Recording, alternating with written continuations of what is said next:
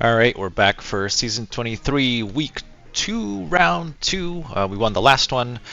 We're up against Mostaf Isley today, and this one's going to get a little weird because this person also has Annihilus on offense, and otherwise their defense is really, really light. So this is going to be super offense heavy. So this is probably going to come down to efficiency. But anyway, so Room 1 is Illuminati Blue Marvel Executioner, so this is probably Mephisto food though. This should be pretty easy to deal with, honestly. Phoenix Force Dark Star Minerva. This being a 5-star Dark Star is... Actually, no, this is fine because this is bad placement. I can blind this Dark Star with my Professor X because she is next to Omega Red, so this would have been spicy, but not with this positioning, so that's good for me. Immortal Weapon Super Scroll, which is whatever. This is the assist room. But ISOs are...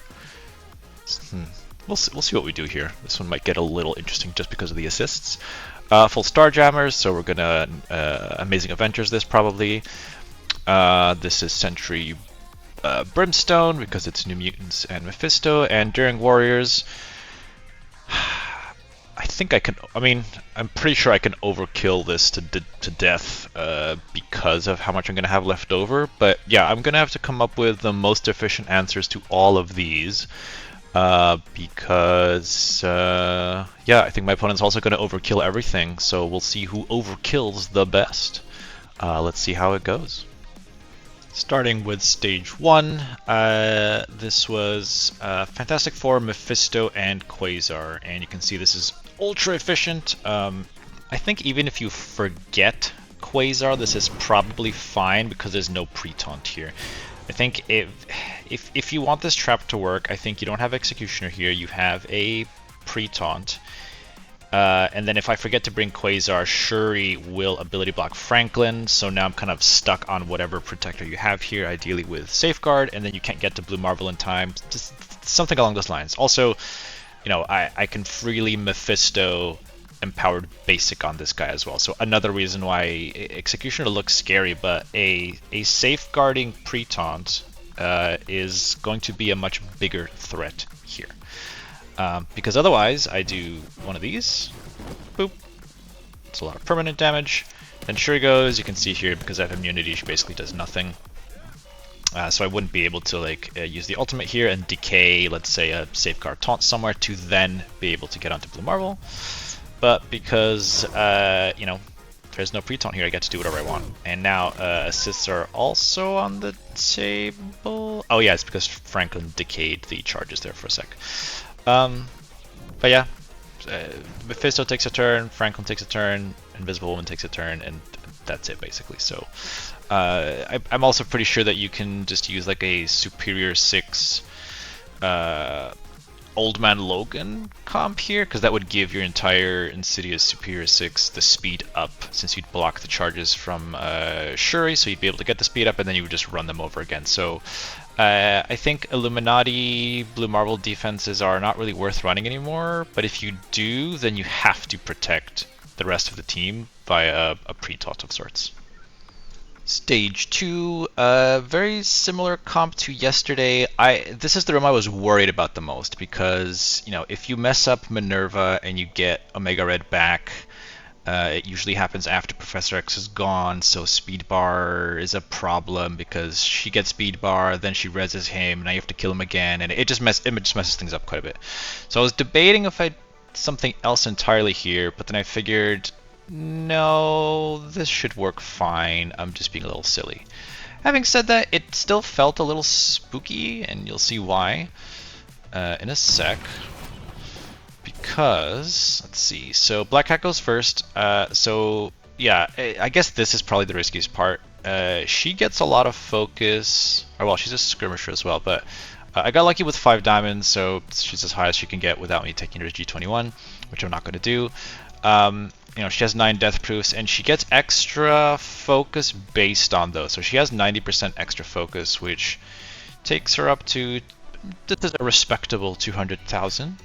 Let's see. Minerva, though, has a resistance of, Yeah, over 200,000, barely. So, like, if this was a bigger Minerva, I'd probably not do this attack. Or I wouldn't bring Black Cat, I'd have to figure something else out. Actually, in hindsight, Storm might be fine just to stun her, because you just don't want her rezzing Omega Red immediately after he dies. But anyway, we did this. I saw the resist pop up and I got scared shitless for a sec, but I think it was a bleed. But as long as the stun is there, we're fine. She also removes the revive, which that part gets like 1000% focus, so it's not going to get resisted anytime soon. Otherwise, the rest of this play is mostly the same. So we pull everyone in with Jeff. Then Magneto goes. He's also like, he's chunking her right now because of his passive thing, but it doesn't really matter. You know, Magneto always hurts, does a lot of damage, even on a 5 diamond G21 Gwen and Omega Red. Like that was actually a ridiculous amount of damage. But they're not going to die to that, and Professor X is going to undo most of that damage. Now, so here's why positioning matters a lot. If Dark Star was where Magneto is, then I would have to worry about her a lot, because I'm about to blind her, and her ultimate is not unavoidable. So if Darkstar was where Magneto is, and you know the position was different, because basically, if you're assuming someone is going to Professor X Jeff this team, you have to decide who you want off to the side to not get blind or ability blocked so that they can be a threat. In this case, a 5 diamond Darkstar over here is a huge threat. Plus, Magneto's abilities are unavoidable, so it doesn't matter if he gets a blind. So like, this one's unavoidable, and if he comes back to this turn, hey look, it's also unavoidable. So him getting blind, irrelevant.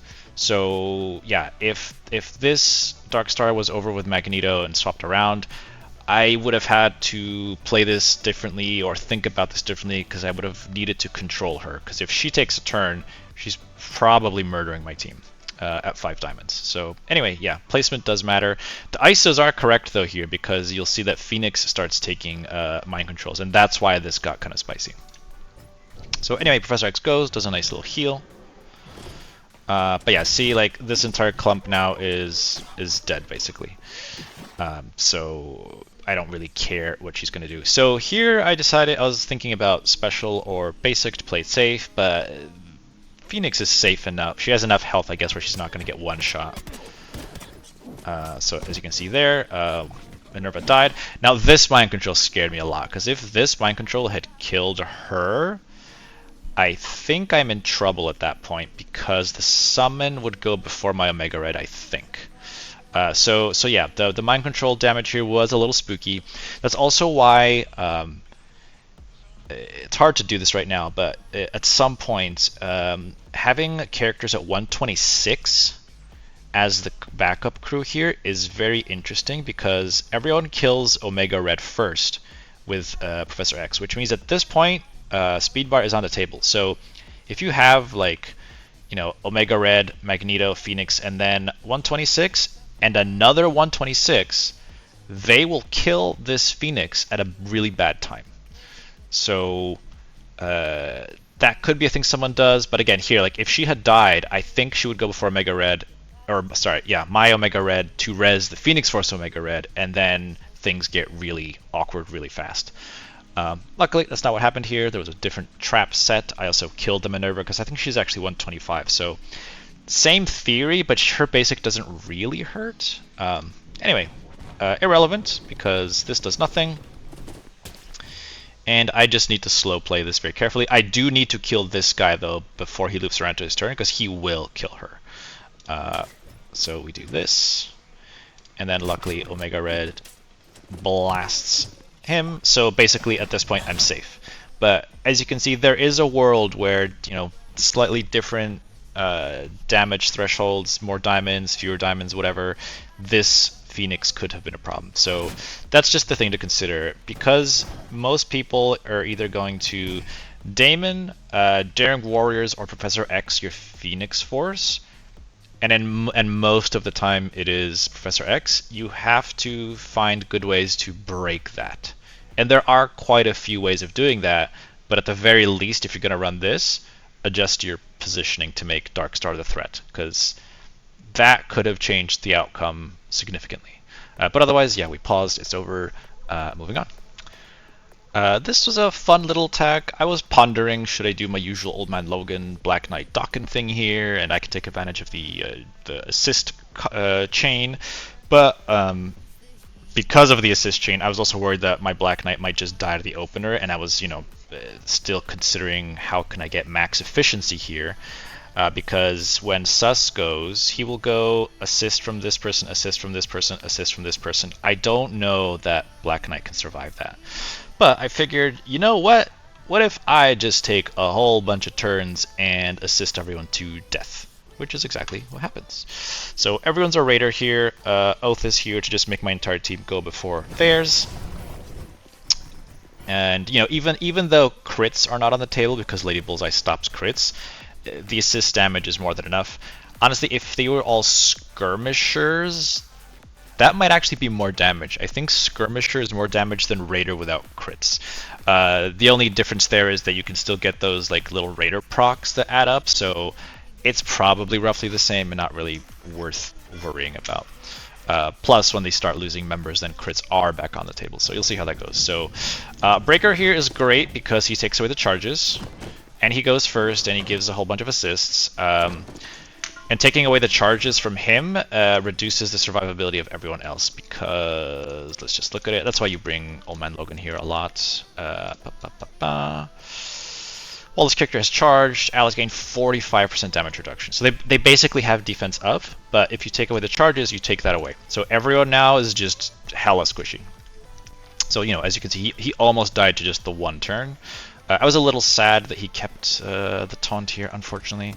But another attack here, also giving myself another bomb burst, and I think all their bonuses are now gone since one member died and Sus is here.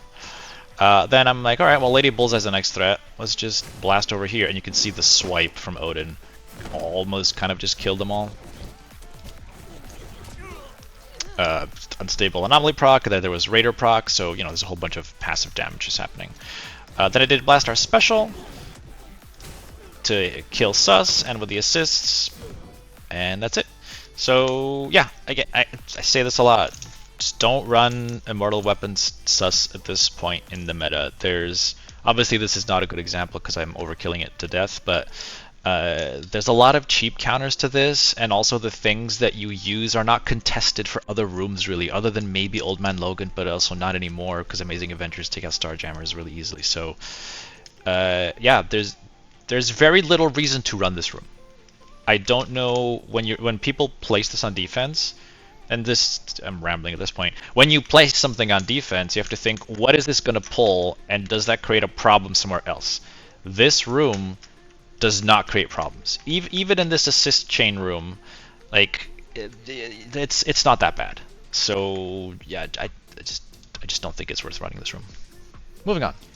All right, stage 4, Starjammers. I did this yesterday and it was pretty cool. I think I lost like 1 efficiency point compared to yesterday or something.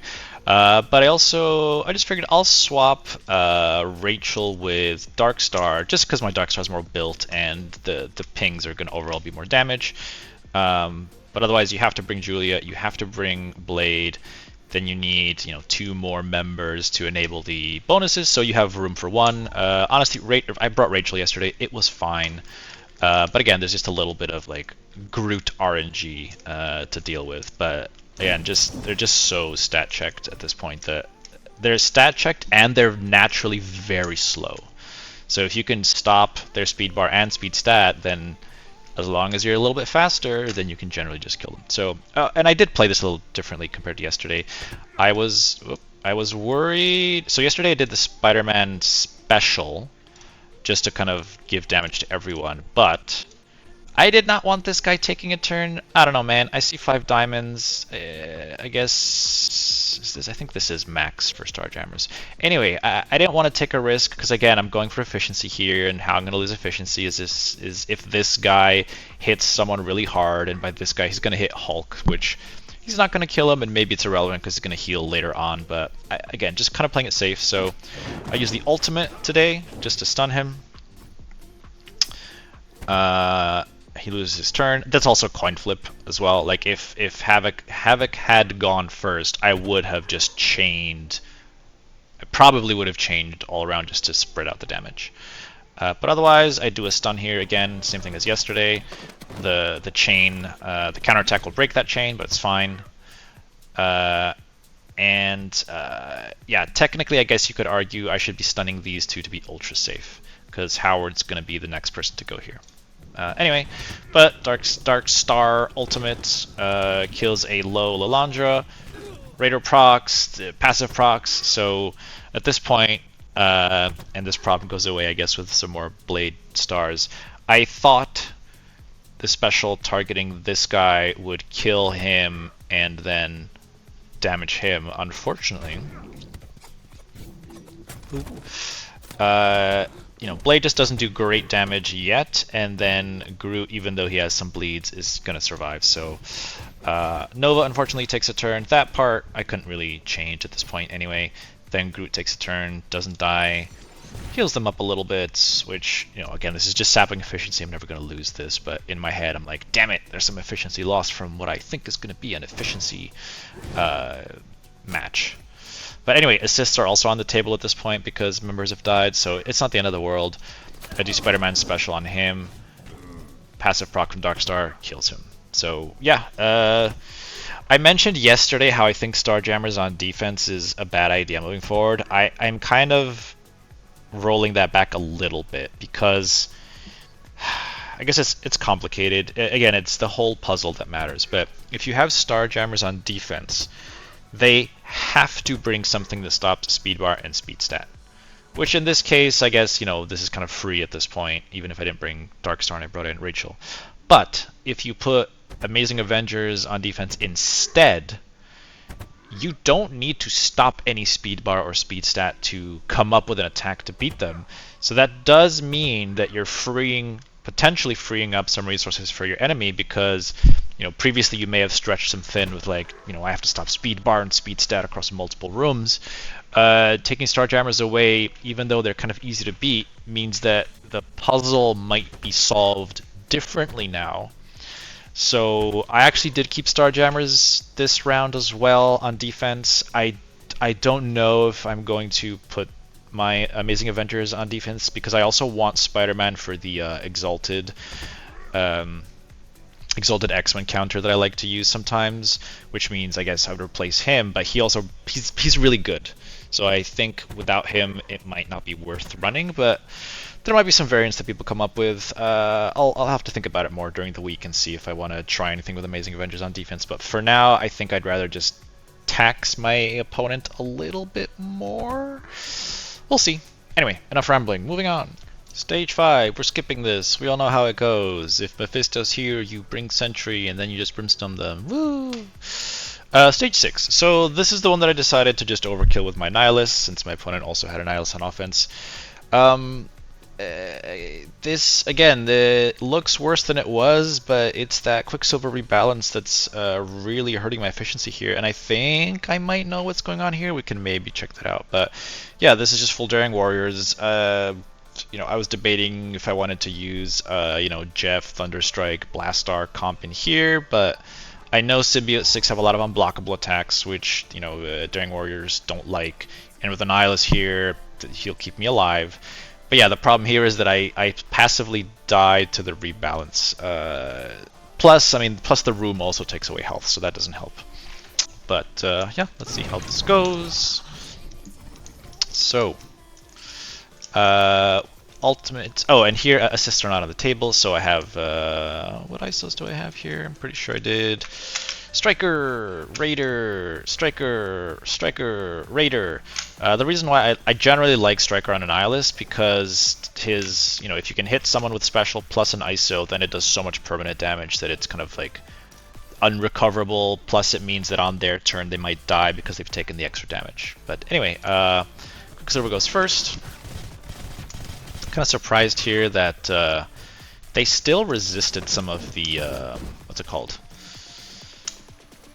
Reduction, buff reduction, because this guy he's a 3-diamond Quicksilver, and he's meant to reduce duration of all positive effects, but they resisted it. I mean, it's definitely a big team, because I think, why did I go away? Pretty sure this guy is, you know what, let's look at this. Oh, he's 4 diamonds. What are his stats? He's got 408,000 resistance, And my Quicksilver has 268. Wow, okay, so I think part of what's happening here is Jessica passive, I think, yeah, it gives 20% X resistance. So that's, you know, I guess that's one good thing about her. I mean, I guess she has plenty of good things going for her after all. When this team first came out, I was actually kind of like, damn, Daredevil sucks, Jessica sucks, but after playing with them more, they definitely have their uses, so they're not wasted characters, so my bad. So this is a fun interaction. Where is it? Okay, so we do this. So I'm curious about the rebalance in a sec, because the Devourer here is basically really low. I'm curious to see what happens, because, sorry, I know I've spent a lot of time looking at random shit, but how does the rebalance look? On any turn end, heal self and also symbiote 6 allies for 2%, then to redistribute your health squad evenly. So yeah, after this turn, let's see what happens to everyone's health and if it redistributes to the minion. But I think the Carnage summon is what's causing problems here. But anyway, let's see. So we do this. Lots of good damage. Oh yeah, he's going to heal a bunch, and then we do the passive ping into him. Because generally I try to kill Thrasher first. Right, I do the ultimate because it's unavoidable, and I might as well just hit everyone. Plus, I do want to get an ISO hit into, what's his face, Thrasher. So, you know, you see he's getting close to dead. So we do the special, and I'm just watching people's health. So here, mostly fine. Then the Devourer does this, sure, whatever. Yeah, see that. I think what's happening is that the rebalance is percent based. So, you know, if Carnage is at 50%, and then with the heal he gets to 52%, which doesn't take a lot of health to do, the problem is that then the Quicksilver passive will say, okay, well, rebalance everyone to 52%, which is more damage taken away from the real team to bring the Carnage passive, to bring Carnage up. I don't know if that makes sense. In my head it does. But anyway, I think the summon here and trying to rebalance around percent health is what is kind of doing a lot of the, I'm just going to call it, damage to the team. So there might be a world where doing the ultimate is better, but the special is unavoidable, and I'm just trying to kill them. So let's see, rebalance.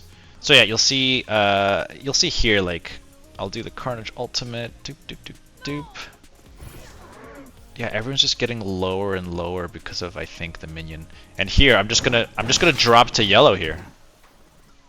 Like, see, everyone is in the green, and then I just dropped to yellow because of the damage. So I really don't know what's going on here. It kind of sucks from an efficiency perspective. It might be working as intended, and there's just some weirdness with the summon. But anyway, I've talked a lot in this video for no reason other than just because I won't shut up. So let's see how it went. And we're back. Final scores. So my opponent actually surprisingly struggled. Not only did they not clear one of my rooms, but they also dropped a few extra there. So they definitely had the tools to do better, but who knows what's going on. Maybe they just don't care, maybe they rushed, maybe whatever. So yeah, 2-0, so far so good. Hopefully we can clutch the 3-0 tomorrow, so see you then.